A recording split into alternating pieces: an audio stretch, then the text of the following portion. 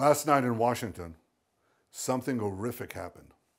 A brutal terrorist shot in cold blood a young, beautiful couple, Yaron Lischinsky and Sarah Milgram. Yaron had just bought an engagement ring for Sarah. He was planning to give it to her in Jerusalem next week. They were planning to start a new and happy life together. Well, that tragically did not happen. Yaron and Sarah weren't the victims of a random crime. The terrorist who cruelly gunned them down did so for one reason and one reason alone. He wanted to kill Jews. And as he was taken away, he chanted, "Free Palestine." This is exactly the same chant we heard on October 7th. On that day, thousands of terrorists stormed into Israel from Gaza.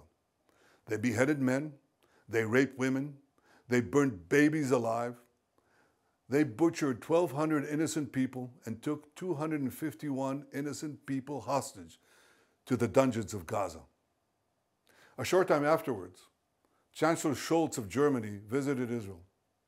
And after he saw the horrors, he said to me, "These Hamas terrorists are exactly like the Nazis." He was right. And if they could get away with it, these Hamas terrorists would have slaughtered every last Jew on earth. For these neo-Nazis, Free Palestine is just today's version of Heil Hitler. They don't want a Palestinian state. They want to destroy the Jewish state. They want to annihilate the Jewish people who've been in the land of Israel for 3,500 years.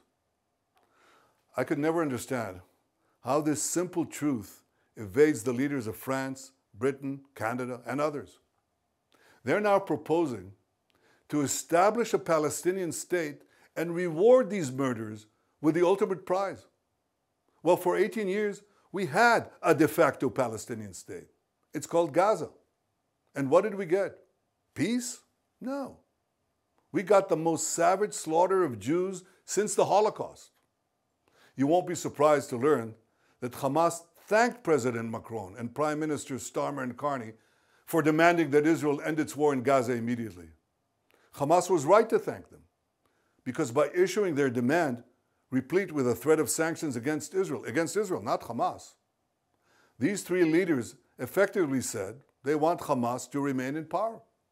They want Israel to stand down and accept that Hamas's army of mass murderers will survive, rebuild, and repeat the October 7th massacre again and again and again, because that's what Hamas has vowed to do.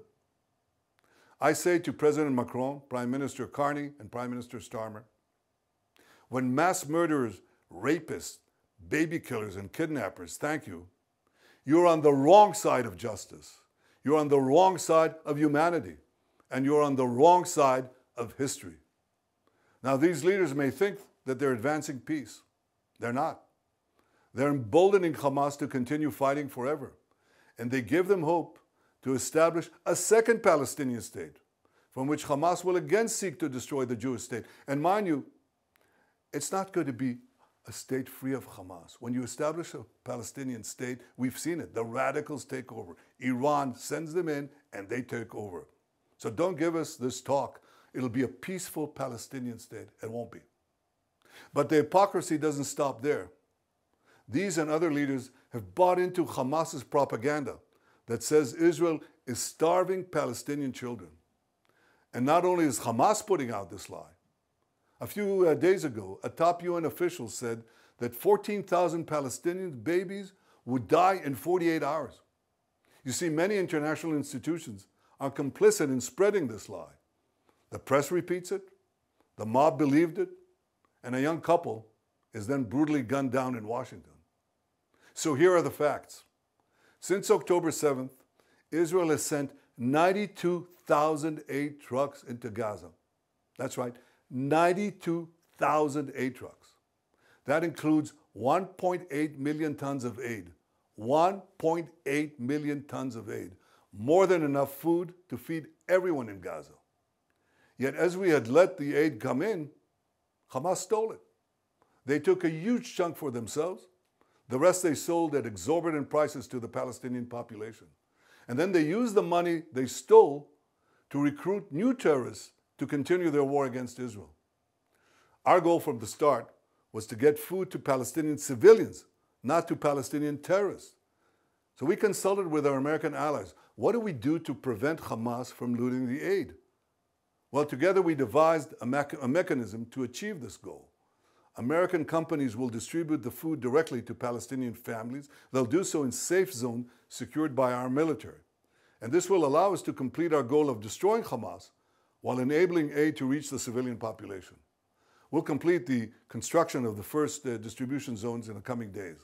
Ultimately, we intend to have large safe zones in the south of Gaza, and the Palestinian population will move there for their own safety while we conduct combat in other zones and receive humanitarian aid there without Hamas interference. In the meantime, we authorized letting trucks enter Gaza to provide for immediate needs.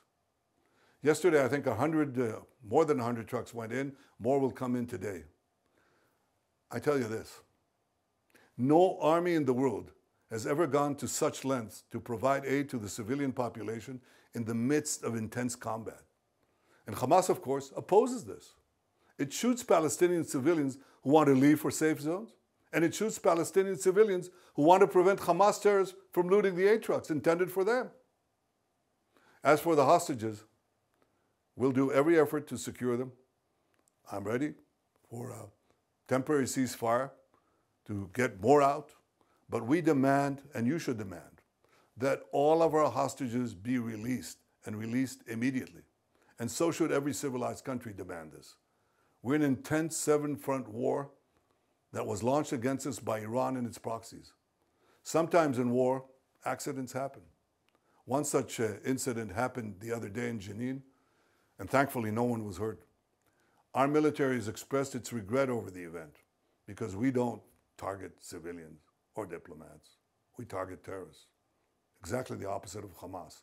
They target civilians, ours, and they hide behind civilians, theirs. They use them as human shields. That's a double war crime. But I don't hear that coming from any one of those countries that criticize Israel.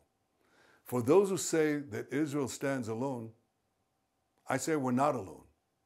Justice stands with us. The truth stands with us. History stands with us. And so do countless people around the world who can tell the difference between right and wrong, between good and evil.